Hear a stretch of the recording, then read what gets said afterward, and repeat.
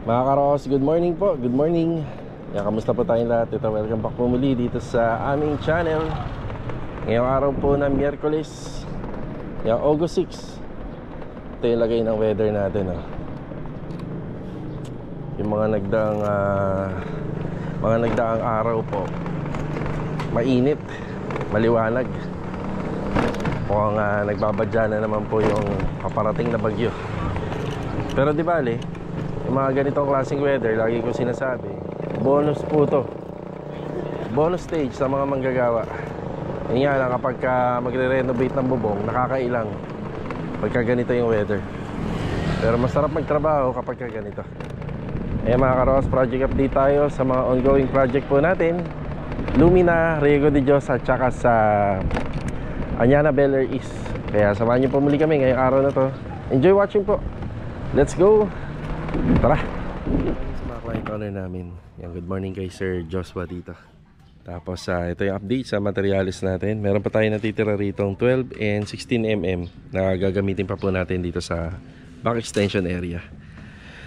Bali, bati tayo. Nandito tayo sa phase 3. Kuya Boy, good morning po Kuya Boy. Rusty, good morning. Good morning. Okay, Kuya Doming, good morning po Kuya Doming. Napakinabangan pa po natin yung ibang pamorma. Pero nagpadala na tayo rito ng pero nagpa-deliver na po tayo rito ng mga pinulik board na yun. Sa Coco Lumber naman, ito yung mga luma pa doon galing sa phase 6, magagamit pa natin dito. 1/2 lang yung gagamitin natin ng mga pamorma dito.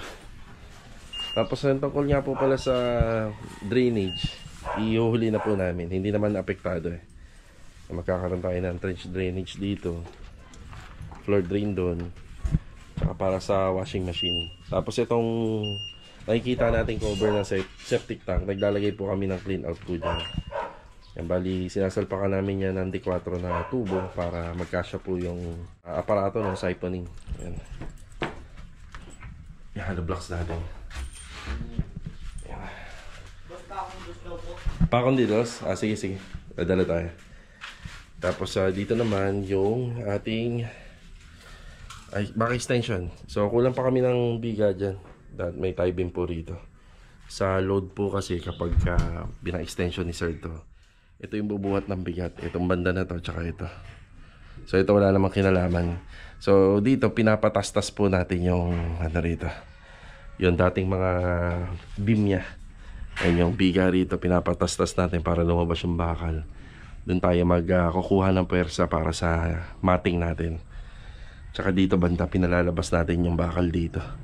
Nag-aanilyo po tayo dyan ng matting natin. So sa matting dito 12mm. Tapos yung biga natin dito 16mm. Yan paikot. Yung lumang cuts basin, malilipat naman yan ng location. Ililipat na natin yan. So sa cuts basin, dahil inner unit to, hindi naman po pwedeng yung sinasalo ng bubong na yan, dadalhin lang natin to sa kabilang lupa. So dapat dito lahat. Meron ako mga nakitang gawa rito kagaya dyan sa kabila. Yung drainage nila papunta dun sa kabila. So syempre yung may-ari ng lupa na yun, may mga plano rin yan balang araw. Kaya dito maglalagay tayo ng drainage. So yun nga lang, aalagaan lang. Kasi kapag nagkaroon ng problema yung drainage system natin, maapektuhan din yung back extension area. So alagaan lang siya yung maintenance. Kaya kailangan na hindi mababarahan. Tapos ito yung poste natin. Dito nakapagsingit ako ng DDoS na tubo. Kasi suporta na lang naman to bandang gitna, okay lang yan. Pero pagdating dito sa dulo, kailangan wala tayong tubo na ipapasok dyan para yung poste natin malakas.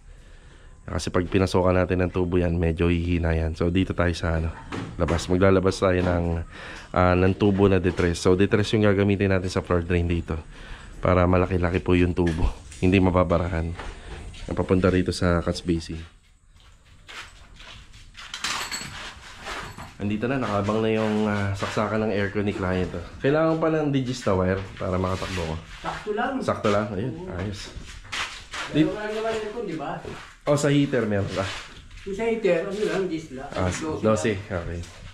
Mababa lang naman ang Sige, ayan na. Nakasikaso na pala ni Kuya Boy lahat dito. Buo na ang buo sa taas.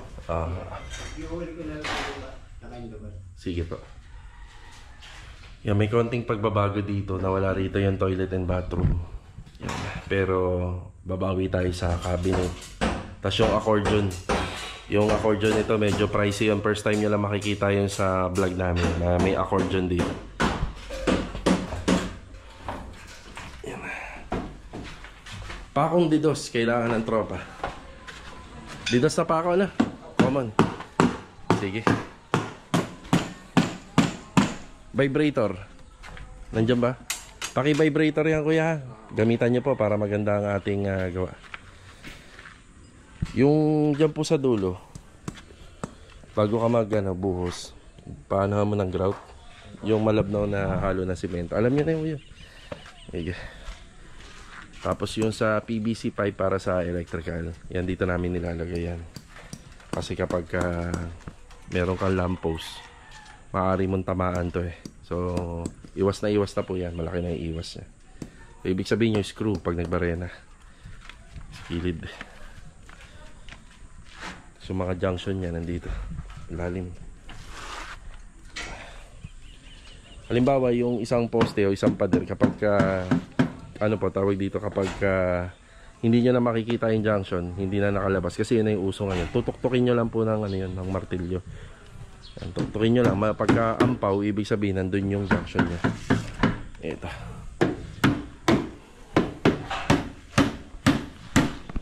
Pag ganito yung weather, talagang ginagamit ko tong e-bike. Siyempre hindi tayo may aarawan, hindi tayo may initan. Kahit ilang beses tayo magpabalik-balik para magbigay ng update, para supplyan yung ating mga project na mga kailangan doon sa site. Ayan, masarap magbiyahe.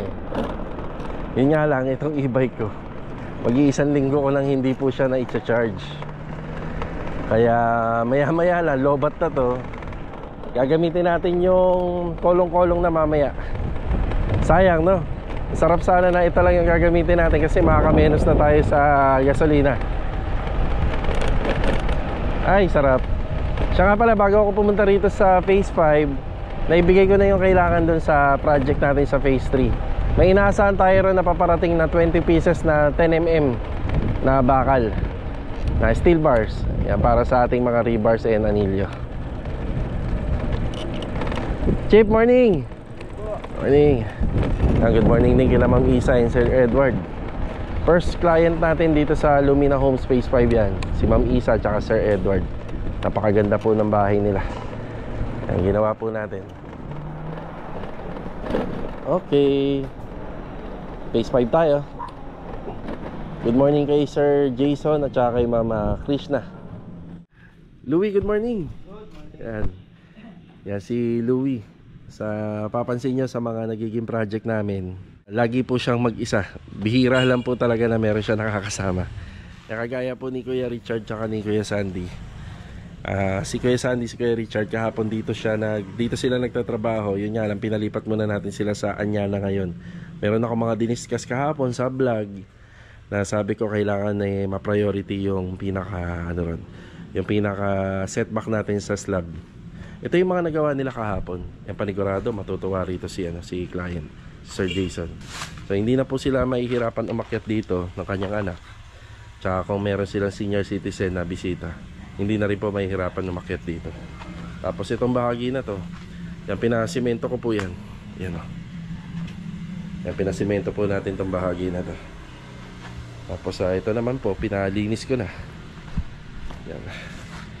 Kapag natapos tayo rito, tutubuan pa ng mga damo yan. Papalinis po natin. Yan po yung turnover natin.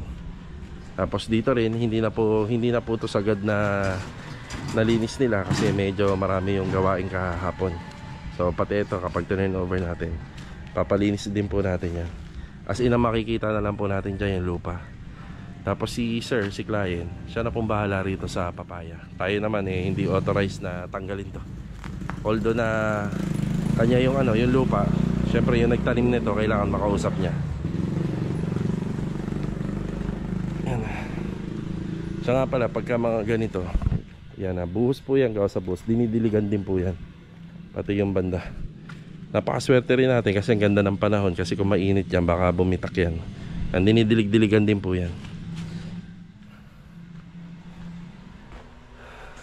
Project natin dito. Yan. Si Louie kasi kasuyin niya yung ano nito, yung palitada. Kasi lalagyan ni Master Batang ng ano to eh, ng pintuan gawa sa aluminum. Si Louie oh. Aba, sa labas ka ngayon ah. Kabaliktad ah. Yung kahapon eh, nandito siya sa TNB. So, asikasuhin na ni Louie yung niche. Tapos ito, dinadagdagan namin ng mga bakal po ito. Yan, para matibay. At saka syempre, alam naman natin yung mga niche na yan. Pwedeng daanan ng tao yan. Kaya yan, asikasuhin na po ni Louie. Sa ngayon po, hindi pa natin nakikita yung pinaka-design. So, ito kapag nakompleto ni Louie.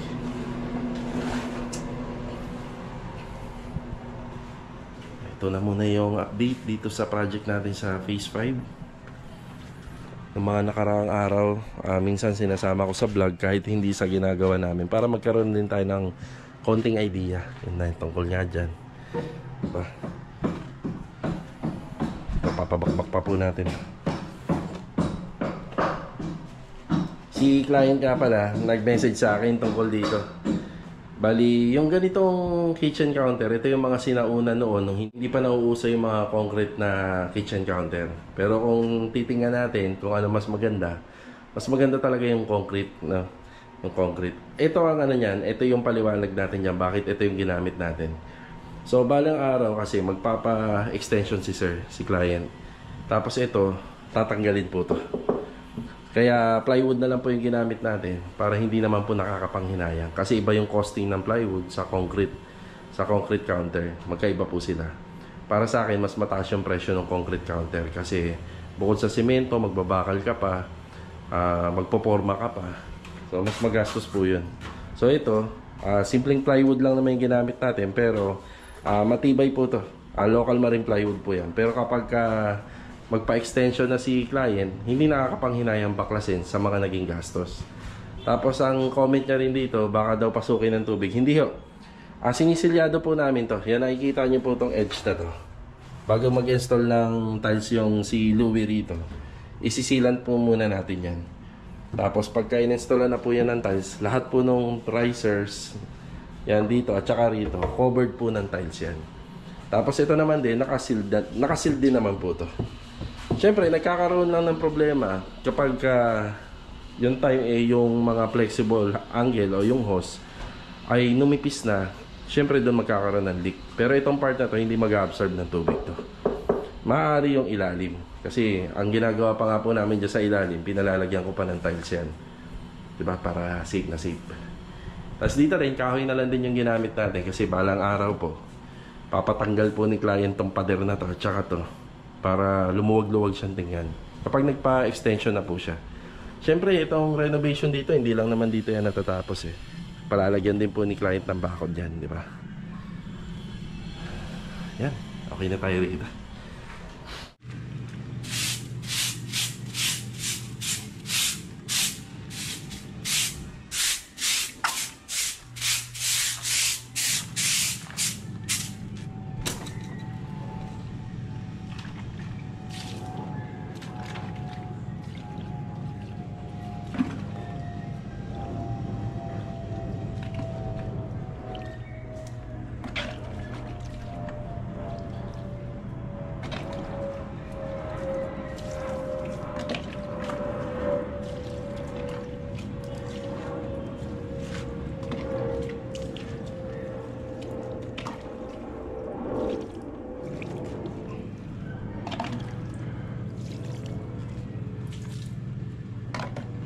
Nandito tayo sa Phase 6. Pero sa ngayon, bibigyan na lang po natin ng update lagi itong katapat ng finished project natin. Muli, nagpapasalamat ako kay client owner. Ayan, sa mga hindi pa nakakapanood ng vlog at humihingi ng idea sa mga ganitong klaseng budget cost, ito panoorin niyo po to. Kaya marami kayong matututunan dyan. Okay, nandito naman tayo. Kuya, wala na tayo kuryente. Good morning kay Kuya Rigor. Yan, good morning. Kuya Rigor, ito na ba ang kulay ng Seal Gray by Aqua Gloss It? First coat. First coat. Yan, Aqua Gloss It. Ganyan din yung magiging kulay ng kornisa. Yan ba? First coat. First coating. First coat. Ano ba ang ginawa natin dyan, Kuya Rigor, bago natin pinturahan yan? Nakita ko. Masilya mo ng polytop. Inamasilya mo, no? Sarado. Tapos, nililiha mo. Oo. Tapos, lacquer surfacer na may pulbo. Ano yung pulbo na yan? Patching Yung compound. patching compound. Yan. Siya nga pala mga karos. Ayan. Ganda na. Siya nga pala mga karos, hindi tayo nagpalit ng pintuan sa taas. Ang dating pinto ng mga kwarto na inabutan natin sa improve unit nitong Armina unit, bali ano po siya? Flash door. Mga flash door po siya. Yan, may kasama si Kuya narito. Si Kuya Rigor. Si Master Dindo, good morning po. Good morning! Good morning. Ang kornisa natin sa baba, Kuya, iba ha? Hindi ganyan. Ibang kulay lang Aha. kami, iba lang kami. May ano siya, may panel. So ito na nga po pala yung lining, yung kornisa natin. Yan, kasing kulay ng hamba. Ano masasabi mo sa Davis Aqua Gloss It, Kuya? Okay naman, sir. Kasi yung Aqua Gloss It, hindi ko kasi, hindi kagad siya baliktad. Bali, madali siyang matuyo. Madali, parang ano siya, sir. Tapos wala siyang amoy. Pero enamel type siya. Enamel type. Water base. Water base. Yun. Pwedeng pangkahoy, pambakal. Yun, maganda. So advantage na rin po yung mga enamel, madaling matuyo kasi alam niyo naman sa construction, hindi naman maiiwasan yung alikabok. So yung gawa mo maganda, di ba, Kuya? Makinis. Pati sa hambayan, yan po yung ginamit. Yan. Lining and retouching na lang pala to. So yung nga pala rito, yung inabot natin kasi si client hindi siya nagpalit ng kisame, Kuya? Tapos yung kung ano na lang po yung inabutan natin, kita natin dito, yung hamba halos dikit na sa kornisa. Pero hindi naman lahat ganun. Gaya nito, may gap pa. Yun doon lang sa isang kwarto nagkaganon. And dito may gap pa, kahit pa paano. Pero syempre, may turnover natin to kay client ng maayos at saka malinis. Yan, maganda. Gaganda po siya.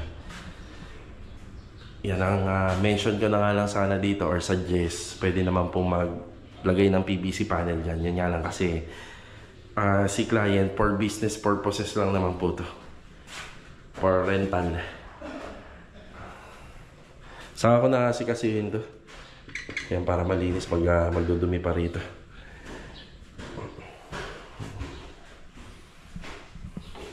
Kornisa natin yung matamba, yung...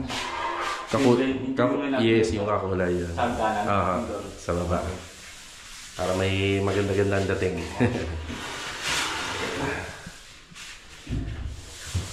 Okay na tayo rito. Kuya, baka mag-uulan-ulan ha. Pwedeng sara na natin tong bintana rito. Ito lang problema natin. Ito yung kabila. Hindi available kasi sila Master Ryan eh. Pero sabi ko nga, pagka balikan ka agad. Pag giginis na tayo eh. Pag napasok mga ulan na naman, naninilaw. Oo. Ipapaano na natin to habang nandito kayo. Pipilitin ko sila ngayon na madali to. Nakita ko sila, may ginagawa. Yun nga eh, busy sila. Tapos bawi na lang tayo sa mga pailaw. Kuya, may ano pa rito, no? Hindi pa nalalagyan ng sealant. Hindi ko na-adjust yan. Hinita lang naman yan dito, nakano ko yan. Okay, sige. Pag yan din, agad yan. Sige.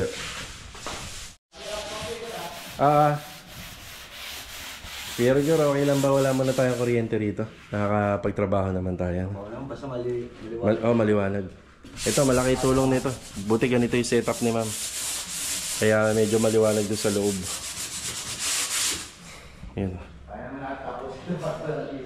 Oo nga eh. Basta maliwanag lang na. Maliwanag lang ang panahon. Tapos naman tayo sa mga pagwe-welding. Yun naman kasi hindi kaya ng baterya yon. Kaya kahit pa paano, makaka-ano tayo rito. Makakaluwag-luwag. Tapos yung mga installation, cordless lang naman yan, cordless drill. Tapos ito tested na to, yung sa ano natin, breaker panel, okay na po to. Yun doon lang. Yun dito lang sa TNB. Kasi may cornisa yan eh. Pero yung installation, basta meron lang tayong ilaw rito. Magpo-provide na lang ako ng solar. Yan na. Kaya makakagawa tayo rito. Yan yung cornisa lang. Tapos yung installation naman ng mga ilaw, madali na lang. Kung kinakailangan talaga ng kuryente talaga, yun yung ano yung may mga hammer, yung drill na may mga hammer, kasi yun wala tayo na. Yeah, okay na tayo rito. Ito yung gamit namin sa mga pinto. Aqua Gloss 8. Yan, seal gray. UDE, water base. Kaya sa mga kapinta, Pwede sa pangmayaman, pwede sa pangmahirap. kung magpipinto kayo, last door, pag gamitin nyo, aqua. Yan, aqua. Aqua UDE, enamel. Sino? Pero gagamit kayo ng surfacer. Yan, lacquer primer surfacer na. Oo. Yan yung pang primer. Hindi na kayo gumamit ng espero dyan, pamasilya. Lacquer primer lang na may patching compound. Okay na yan. Yan ang, Flawless yan. yan ang resulta na kaya. Flawless yan mga kapinta. Yeah. Kakahagod lang nito kanina, ang daling matuyo. Isa pa pala, syempre, yung sa Aqua Gloss 8, napapabilis niya yung trabaho. Hindi na kagandahan yun. Sa QD kasi, yung first coating mo, Mabilis matuyo ito. yung madalis kasi matuyo. First coating mo, maghihintay ka pa ng another day or half day para sa second coating. Bale, ito mga karos, papunta tayo ng Riego de Dios project. Tuluyan na nga po pala na lobat si e-bike. Buti na lang yung electric bike natin, umabot pa sa bahay. Siyempre, kapag mga e-bike talaga, yan naman ang disadvantage. Pero maganda pa rin siya kasi eco-friendly siya. Yung nararating nga pala or haba ng kilometer ng ating electric bike, maabot po siya ng 180 km. Yun yung max range na kanyang takbo. So sa tansya ko, dito simula rito sa Tansa Cavite hanggang sa Mayloneta Park sa Maynila, balikan kaya niya po. Okay, itong gamit natin is si Kolong-Kolong. Maganda naman kasi yung weather kaya hindi na tayo gumamit ng sasakyan. Morning, Chip. Bali, ito, matipid na po ito. Kolong-kolong, matipid din sa gasolina. Okay, dito na tayo sa Riego de Dios Subdivision. Good morning nga po pala sa mga client owner natin dito. Good morning din kay Ma'am Catherine. Yan, bukas is magkikita kami. Chip, morning. Magkikita kami bukas para sa mga ilaw. Ayan, mga ilaw na bibilin po natin dito. Center light, pendant light, sa may bar counter. Ayan.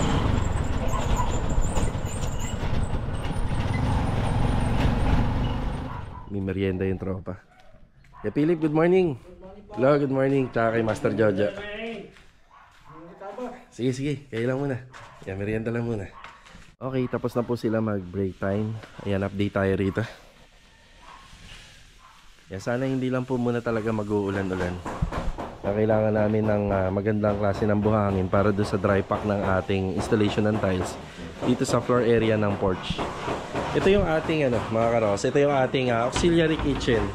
So dito namin nilagay yung pinaka outdoor kitchen natin. Tapos dito may makikita kayong tubo. Kahapon sa kalagitnaan ng vlog natin, meron pa akong binili ng mga long and short elbow. Tapos nagdagdag ako ng 3/4 na electrical pipe. Diyan po natin ilalagay yung ating hose. Yung hose po ng gas tank. Sa ngayon po, hindi pa po natin nabibili. Baka mamaya bumili kami. Nasa 4 meters po yun. So dito kasi mapupunta yung gas tank nitong kitchen dito sa interior. Yan, tinutuloy nila Master Jojo rito yung tiles at saka itong sa cabinet. Yan, nagpagapang na po kami ng flexible hose dyan. Tapos dito naman mapupunta yung pinaka hose niya na nakakonect po dito sa cooktop. Yan, paakyat dito. Yan, makikita nyo naman kahapon, meron akong konting diniscuss dito. So ito, naka-elevate na po siya na mga ilang centimeter to, Log? Yung 6 inches or centimeter? 6 inches? Centimeter, okay. So 6 centimeter po yan, tapos aangat pa po siya ng konti kapag natapos yung finishing carpentry. So dito, hindi ko po pinasayad yung plywood sa flooring. So kaya naka-elevate siya. Yung riser naman po niya, naka-install ng tiles kung ano yung ginamit dito. Para maganda. May nag-comment po tungkol dito. Ayan, tama po kayo. Nakakailang nga pong umakyat tsaka bumaba rito. Hindi pa po kasi tapos to. Yan, papaguhin pa to. Tapos ito, magkakaroon siya ng handrail. Turn over po ni Abida or ni Riego de Dios sa client namin to, nawala talagang handrail. So, isa pa to sa mga pa-priority natin dito sa renovation. Yan, nakakailang, di ba? Tapos ito, magkakaroon ng handrail dito. Yan, magkakaroon ng handrail yan. Abangan na natin. Yan, maraming salamat sa comment kasi naaalala natin. Si Kuya Philip. Kamusta Kuya Philip? Yung kabila boss, okay na boss. Iyon, no? Kuya Philip, buksan mo yung ilaw ha, para makikita natin yung kamot. Yan, libre naman yung ilaw Kuya. Walang bayad yan. Pero pagka uwi, pakipatay ha. Pakipatay ha. Yan, kamusta ang mga masilya natin dito? O, dilawang ilaw niyan, Kuya. Ay, oo nga pala. Itong ilaw na to doon.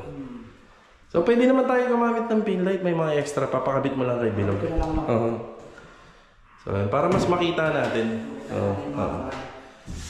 Yan, mamaya, pagpasok after break time. Yan na. Yung mga kornisa pala, mga karos, yung iba kaya may bungi pa. Yan, gawa ng ano po yan. Ang tawag dito. Ano po tayo, may ilalagay pa po kasi tayong cabinet. Ito po kukumpletuhin yan. So ito yung cabinet ni client dito. Meron siyang 4 na drawer. Yung 4 na drawer, tapos shelves pataas. Open, tapos meron din po para sa hanger. Medyo mataas-taas. Tapos dito, kapag gusto nila maglagay pa ng office table, computer table, or side table, pwede pa po rito banda. Tapos ito yung pinaka nila, bedroom or bed frame. Yan, bed frame. Pintor ang maraming trabaho rito. Kapag dumating na yung ibang mga pintor natin, sila yung mas maraming gagawin dito. Tsaka si Louie, 2 TNB yan. Tapos dito naman yung handrail na lang naman, tsaka yung improvement ng staircase.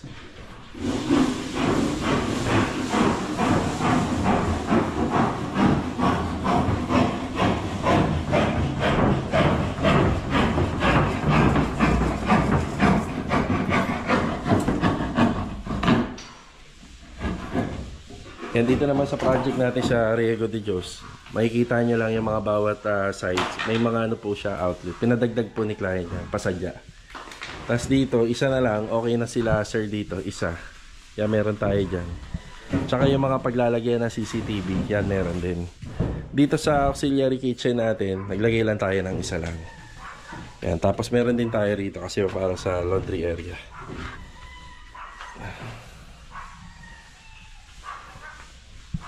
Sa gate, kahit may huli na natin tong gate kasi nasa labas na po siya.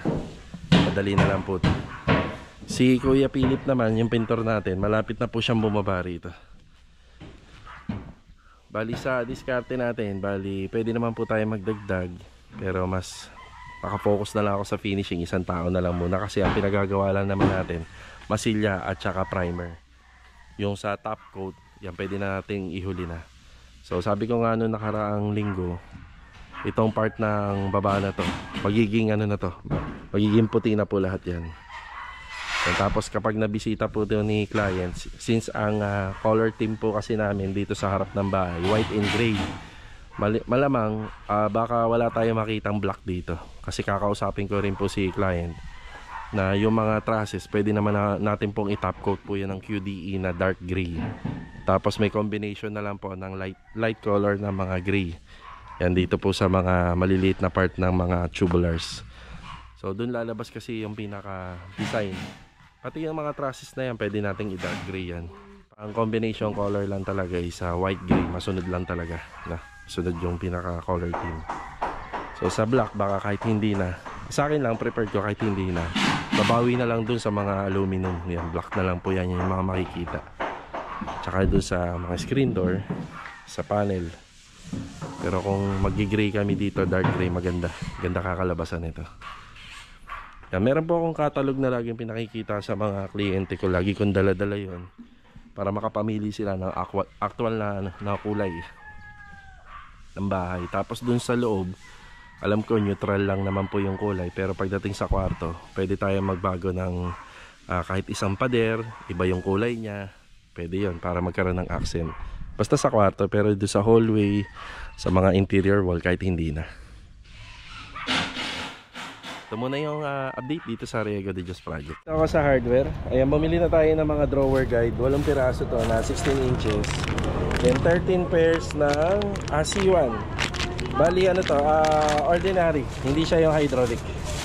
Tapos kanina lang nasa Riego ko, kinuha ko na yung isa sa mga kartilya natin at saka itong Pico. Wala naman ang paggagamitan. Yan yung bili natin dito, isa para sa Riego de Dios project sa mga cabinet. 2060. Tara.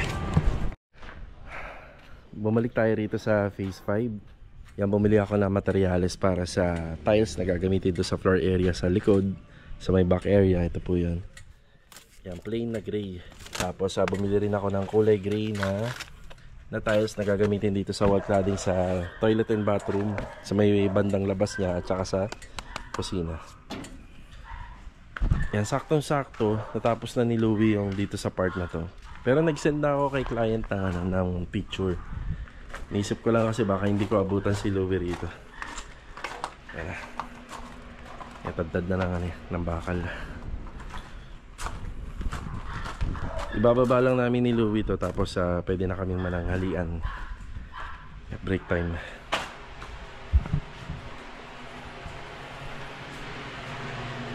Ito mga karos, bago matapos po yung ating vlog, meron lang po tayong sasagutin na 2 comment dito. Ayan, shoutout po kay Ma'am Kitty. Bali, ang suggest niya, bumili na lang daw ng power bank para sa charger ng solar. Nagkaroon ako ma'am ng idea nung nagpupunta ako ng ANS Lamps. Dapat bibili po ako ng ano po, nung wireless or rechargeable na ilaw para po sa mga project na wala pang mga kuryente. Kung sakali may madilim na area tapos hindi abot ng extension wire or wala pang outlet, magagamit natin yun para doon sa mga manggagawa. Ang sabi sa akin, ang suggest, bumili na lang daw ng solar. Yung mga minsan kinakabit dito sa sa labas ng bahay. Meron naman po maliliit na mga maliliit lang yung watts. Mas maganda daw kasi yun, i-charge mo lang daw sa araw. Hindi mo na kailangan i-charge sa kuryente, sa bahay. So at least pag kinakailangan, may magagamit ka. So yun ang idea na naisip ko, na sinuggest din po ng tagadan sa ANS Lamps. Yun. Pero maganda rin po yung suggestion nyo, pero para sa akin mas parang mas practical. Ayan. Shoutout na rin po kay Gabriel Valenzuela. Ayan, pwede gawin sa PVC and inside gutter sa likod ng bahay pagkapag inner unit para hindi mag-overflow yung gutter. Okay, ganito. Lahat ng mga naka-inside gutter talagang critical talaga kasi inside gutter siya parte po siya sa loob ng bahay mo, sa interior. May pagkakataon po talaga na kapag umulan ng malakas, mabilis mapupuno yung gutter mo. Ang ginagawa naming diskarte dyan, sa 36 square meter na lot area, tapos may gutter na 4 meters, pwede na po ang detress na tubo na PVC papunta sa catch basin. Ang diskarte lang, kung nanonood kayo ng mga video ko, medyo lapad-laparan nyo po yung fabrication ng gutter. Gawin yung mga nasa 20 cm, tapos gawin nyo pong mga nasa 25 yung lalim, para pag umulan ng malakas, kasi ang mga bahay ngayon nasa isang span na lang siya, nasa isang slope. Kaya pag umulan ng malakas, tanging yung nag-iisang gutter mo lang yung sasalo ng lahat ng tubig. So kapag malalim siya, hindi siya basta-basta mabibigla kapag malakas yung ulan. So hindi siya basta-basta mapupuno. May pagkakataon pa yung downspout mo na mag-release ng dahan-dahan kapag malakas ang ulan. So yun po yung diskarte, sana makatulong. Bale ito mga karos, maraming salamat ka po muli sa pagbisita ngayong araw po ng Miyerkules. Tsaka po pala mga karos, ito yung vlog natin ngayon. Bali gumagamit na po kami ng Aqua Glossy It by Davis. So hindi po ito sponsored, pero ang comment natin dito, ang mga na-experience natin sa paggamit nito, mabilis po siya sa trabaho, maganda din yung quality niya, odorless po siya, mabilis po siyang matuyo, at saka smooth po yung finish. Sa mga gusto po ng ganitong quality, ito na po yung mga ginagamit namin ngayon kapag QDE finish. Davies Aqua Gloss It. Tsaka po pala mga karos, hindi po ito sponsor. Hindi po kami kinontak ng Davies Company para i-promote namin dito sa vlog or para lagi namin gamitin. Lagi namin i-mention dito sa vlog ang paggamit po ng Aqua Gloss It by Davies. Lagi ko sinasabi dito sa mga vlog namin, sa construction, kapag meron kaming na-experience na maganda, ina-apply po namin at i-share po namin dito sa vlog. Mga karos, ulitin ko lang, hindi po kami sponsored ng Davies by Aqua Gloss It na brand. So ito nga po pala ay nire-recommenda namin sa inyo kasi maganda yung quality ng finish. Then regarding po sa trabaho, magaan po siyang gamitin, odorless, mas mabilis yung curing time niya, kaya mas mabilis niya po matatapos yung project. Hindi niyo na po kailangan haluan pa ng thinner, haluin niyo lang po ito bago gamitin. Kagandahan din, water-based siya, kaya makakasigurado ka na safe lagi yung mga materyales na pinipinturahan po ng Aqua Gloss It. Hanggang dito na lang po muli mga ka-Row House. Tsaka po pala, hindi ito sponsored ng Davies, pero Davies, baka naman, di ba? Ito mga ka-Row House, paalam po muna. God bless po sa ating lahat. Kita-kita na lang ulit for the next video.